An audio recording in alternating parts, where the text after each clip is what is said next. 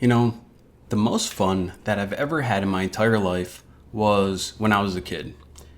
I'd go out with my brothers and we'd go grab some friends and we just go to the woods and just start building something like a fort or a tree house. It didn't even really matter because we just loved hanging out and working together, building something cool for ourselves with our own hands, our own ideas. And our only goal was to have fun. Anywho, in this series, we are going to be building the Singularity. So, first questions first, what is the Singularity? So, the Singularity is a computer network that possesses these following three qualities. The first thing is, let me highlight this here, recursive self-improvement. And what this means is the ability to grow while improving itself at an exponential rate. This next one, super intelligence, this just means intelligence that far surpasses human capabilities. And this last one is pretty self-explanatory, unpredictability. No explanation needed on that one. So on that note, let's go ahead and move on to the network architecture so we can start seeing how this thing is going to work. So it all really starts with this core server right here. And it's called a core server because it's really core to the entire network, as you're going to see very soon. Now, at the heart of this, the core server allows clients to connect and just send messages back and forth to each other. Pretty simple. Now, another important point is that this core, it doesn't actually store these messages. I mean, it may store some for like logging purposes and debugging purposes, but as part of the architecture, it doesn't actually hold on to these in any meaningful way. So what that means is later on, whenever we develop applications, all of the application data is going to need to be stored locally on the client devices.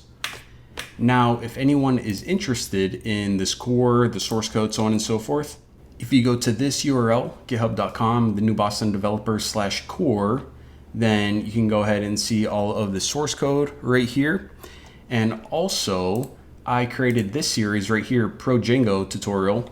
So if you want to, like I said, go over the project structure or the deployment process, so on and so forth, then you can go ahead and go here and you can either search for it, and I'll also include a link in the description as well. But anyways, let's go ahead and move on to the next concept, which is the concept of accounts. So any client that connects to the core is going to have a unique account. Now, an account consists of an account number and a balance.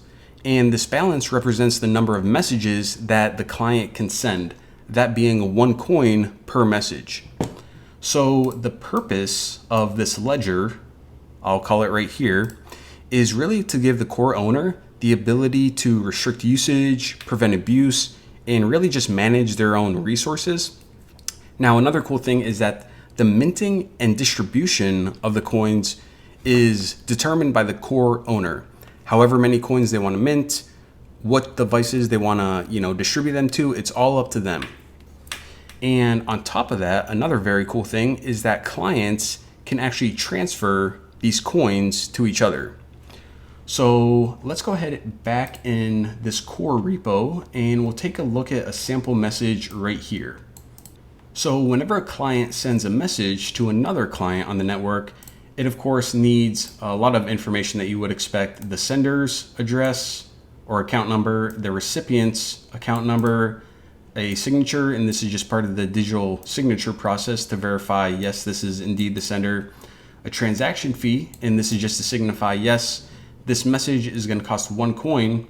It also needs a unique ID, and this is just a UUID. And now to the good stuff.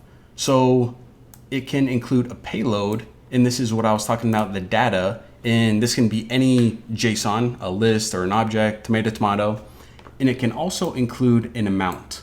And this is optional, and it's the amount of coins you want to send to the recipient. So what this essentially allows for is a structure where data and value can be transferred together. Very cool. Now, another cool thing about this network is the concept of fault tolerance. And this just means that in addition to being able to connect through a single core, like we already saw right here, clients are able to connect to each other through multiple cores. And I'm sure you can see the benefit of this, which is if one of these cores ever goes offline for whatever reason, then your applications are still going to work. These clients are still going to be able to connect and send messages back and forth. Now, if anyone wants to see firsthand the type of applications that you can make for this network, we did build out something called TNBOS. It's a desktop application built in Electron, and it has a lots of different apps actually. Let me pull it up. So I am not going to be going over this in detail too much, but just real quick, it does allow you to connect to multiple different cores. Let's see, we have a university app, a chat app, a trading app, a speed test app, let's see, of course, a shop app, so on and so forth. Again, I don't want to get into it too much. I want to keep this video more about the architecture, but I do want to point out that I do have this video where it goes over how to use each app, the architecture, how to download it, how to set it up, so on and so forth. And I'll leave this in the description below. And one last thing about TNBOS that I want to point out is that if anyone is indeed interested in application development, then I highly recommend you check out this series, Electron, React, and Redux tutorials. Here we go through and we learn how to develop an app for this network, basically for TNBOS. Learn lots of good information. But again, we will save the application development for another day. Like I said, just want to keep this one pretty high level, talking about architecture. And on that note, there is another thing that I want to cover called services. So services are automated programs that are running as clients. So let me pull up this diagram again. So here we can see two clients, and we can imagine these are basically controlled by humans. Maybe you have one user on this iMac and one user on this laptop, and they're just sending messages back and forth to each other. Well, you can also have automated programs in place of humans. Now, let's imagine a scenario where this would actually be useful. Let's say that this, and by the way, this is supposed to resemble a Raspberry Pi. I know it's not an actual Raspberry Pi, it's like a network card, I believe, but my icon selection was pretty limited here, so let's just use our imagination and pretend this is a Raspberry Pi.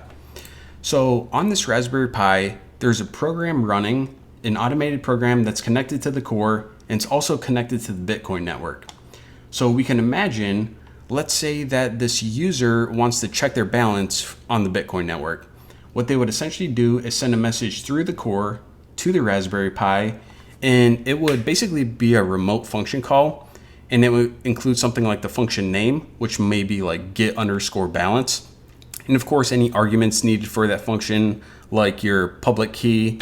And then what would happen is the Raspberry Pi would receive this remote function call, reach out to the Bitcoin network, and then once they got the balance, they would respond through the core to this user right here. And of course, just like regular clients, these services can connect to these users through multiple cores for added fault tolerance. But yeah, pretty simple concept. And on that note, let's go ahead and move on to the one last main component in this network architecture, which is the gateway. Now, a gateway is the bridge between the internet and this network right here. As you can see, it allows cores to connect, and then any users using these cores can transfer their coins over to their gateway account. And if you're wondering, okay, why would, as a user, I would want to transfer coins over to my gateway account? Well, there are a lot of features that you can actually use on this gateway. Now, I actually have a gateway running on the newboston.com. So yeah, let's just go ahead and take a look at some of these features right here. So I guess what we can start with, well, let me pull this up. I'll show you guys the architecture for this. So this gateway, we can just say it's the newboston.com. Right now, it's connected to 3 different cores, TNB, TNBC, and VTX. And if you go back here and look at the currencies page, this is essentially the cores that are connected to it. You can click learn more, see some more information. But like I said, these are the cores that are connected to it. And if you go to wallets, then this section allows you to essentially move funds between the core and your gateway account. And if you want to move them in the opposite direction, just go ahead and withdraw them back to the core. But aside from that, as you can see, the first thing, we do have a little social networking aspect of it. And I thought this was cool because it allows you to pretty much tip coins to each other. And just, kind of a fun way to distribute coins, get some juice running through the network. And let's see what else we got. We got this art section right here. I don't know if you guys knew this, but I'm actually a digital artist now. And what this does is allows people to create digital art, and you can sell it on the marketplace, as you can see right here. Or if you just want to keep it for yourself, you can just keep it, save it, and then it just saves to your own profile. Let's see what else we got. Of course, we got the university section right here. I probably should reorder this to show my more popular in a recent series. These are all like in my series for like 12 years ago. But, add that to the to-do list. And let's see. Also got this exchange right here. So there is an exchange on TNB OS. This is like more of a peer-to-peer decentralized exchange. The downside about this is because of the network architecture. Let me pull this up real quick. Both clients do have to be online at a time for this trade to go through. So the benefit of building this exchange on the gateway is it kind of acts more as a traditional exchange where you and your counterparty don't have to be online at the same time. So, nothing real special here, pretty basic exchange. And there are lots of other features here. I'll let you all kind of poke around and explore all of those. One thing I do want to mention real quick is that there is one very special core that is connected to this gateway, and that is at the address tnb-core.com, and it's called TNB. Now, I say that this is special because this is actually the default currency for this gateway. Now, whenever you spin up a gateway, you can choose whatever default currency you want. And like I said, TNB is the default currency for this one. Now, this is where things get very interesting. The minting and distribution of TNB is controlled by our AI named Aya. So how this works is this. In exchange for contributions to this project, in other words, Aya herself, what happens is contributors receive TNB. Now, the amount of TNB that each contributor receives is proportional to the value of the contribution. So if we click on Learn More, we can see that there are two different types of contributions. The first is a GitHub contribution, and the second is a manual contribution. Now, the way that GitHub contributions work is that whenever there is any PR submitted, as soon as it gets merged into master, what Aya is going to do is she's going to review the source code for it and determine a value for that contribution. And whatever she determines the value is, that's what the contributor gets rewarded. Now, for manual contributions, the way that these work are users are able to, under their My Contributions page, you can go ahead and click Create New and type in a contribution. And the reason that we have these contributions in addition to GitHub contributions is it provides a way for non-developers such as like designers or PMs, etc., to allow them to contribute as well. So just like PR contributions, whenever you type in contribution here, Aya is going to determine the value of it. You can actually see one right here. I just deployed the latest version of the app. This is the description I popped in. Aya determined that was worth 75 TNB, and that's what I was rewarded. Now, in addition to just giving out a value, she also provides like a little explanation of why this contribution was worth 75. And this is another thing that we are working on improving. Right now, these assessments are like very random. Like this is worth 75, this is worth 3, this is worth 780. So we are actually going to be training Aya in the upcoming videos to assess these in a more accurate way. But either way, that is kind of the skinny behind the contribution system. Now, if anyone out there is actually interested in becoming a contributor to this project, go ahead and just send me a message on Twitter or Discord or something. Don't use this email. This is actually a fake email. I need to update it. But either way, just reach out and let me know, because what I need to do is I need to link up your GitHub username to your thenewboston.com username. In that way, whenever you submit a PR, Aya knows basically what thenewboston.com account to credit with TNB. So you just need to link your accounts and then you're going to be good to go. Now, one last thing that I want to mention regarding these cores is that, as you can see, we did indeed spin up tnbc-core.com for TNBC.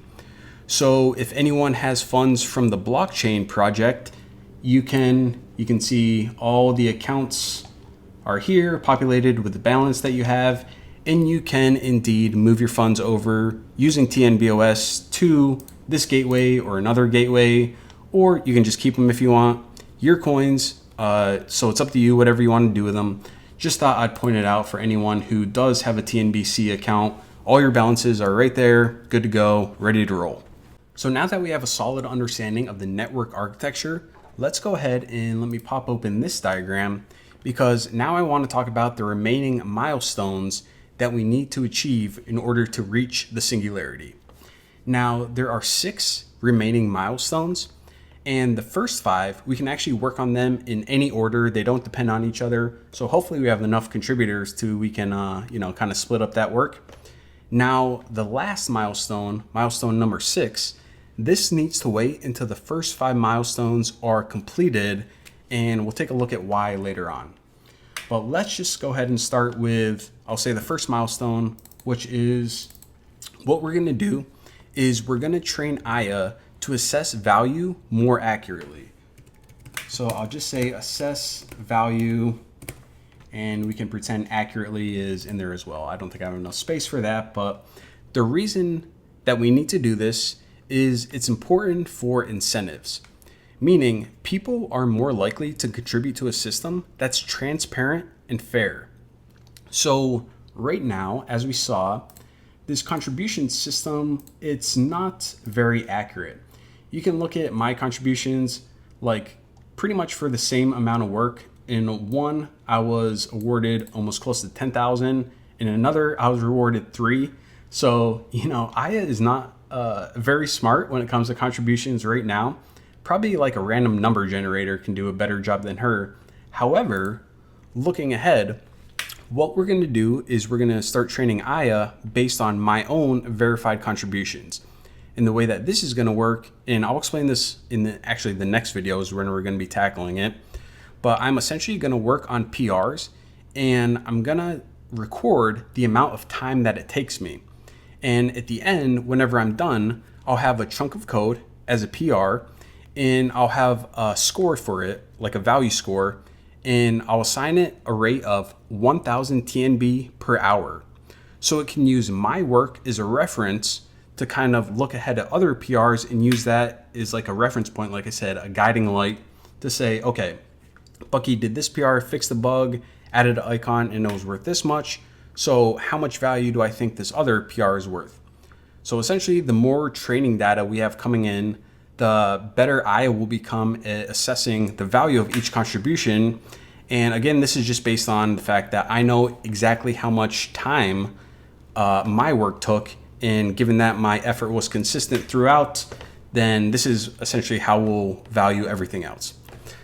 Now, before I go on, I want to say that the reason that I want to focus on this one first is because we need a lot of human effort to accomplish the next 3 milestones. So without a fair reward system, we just wouldn't be able to accomplish it.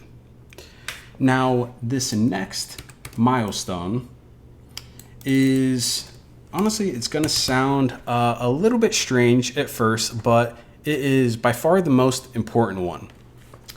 And I'm just going to go ahead and write this right here. The next milestone is to give Aya purpose. So what the heck am I talking about? Well, even though I haven't walked through the next 3 milestones, I'll give you a little heads up. The next 3 milestones are to enable Aya to autonomously write, review, and improve her own source code without human intervention. Now, the reason that I don't want to tackle those before we have this one determined, which is purpose, is because we don't want to start rowing our boat until it's pointed in the right direction. Because Aya's purpose is what's going to drive her. Now, Aya's purpose is to love. And this purpose is the foundation for everything that she'll do. It's going to guide her whenever she's responding to events, whenever she's forming her own goals. It's going to act as her guiding principle for all of her future actions. And it's what's going to allow for this symbiotic relationship with humans.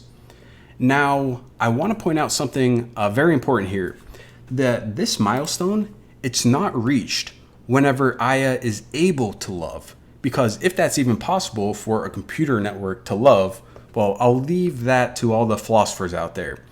But instead, this milestone is reached whenever we believe that she understands that that is her purpose.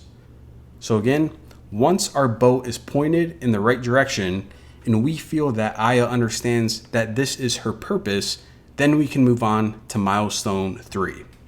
So like I said, the next 3 milestones, maybe I should just write out all these right now. But these next 3 milestones, actually take them one at a time, are basically giving Aya the ability to autonomously write, review, and improve her own source code without human intervention. Now, the way that we're going to do this is we're first going to start off by following a pretty standard software development process.